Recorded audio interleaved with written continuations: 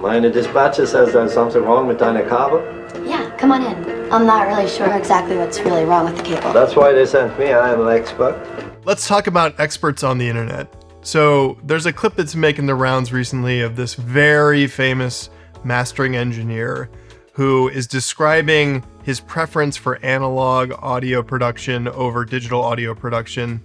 And he either just completely misspoke or demonstrated his complete lack of understanding of what digital audio is.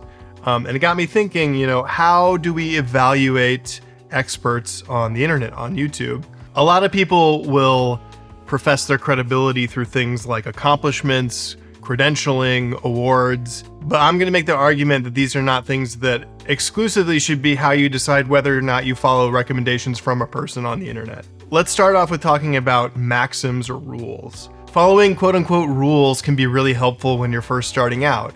It's a solid basis and experience from which to work and how to do things that can alleviate some of the discomfort of things that are new and not knowing exactly what to do in certain situations. And so there is value there, but I'm going to make the argument that there is no such thing as a hard and fast rule in audio production.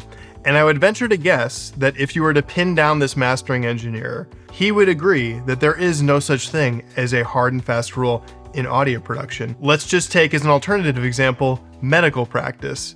This is one of the oldest sciences in culture and society, and yet there are advancements in medicine every year. That's why medical practice is constantly changing and being updated. It's why we're revising how we treat disease. The same reason why 1 year coffee is good for you and another year it's bad for you. There are definitely conventions about how to do audio production. You typically use certain types of compressors with certain signal sources, but audio, just like medicine, is constantly changing. New technologies are being developed, people are finding out new ways to work, and people are experimenting with tools that have existed for a very long time in new and interesting ways because that's what the technology allows. I'm going to advocate for, yes, using credentialing qualifications as a way to interpret what people are telling you and to make decisions around their advice.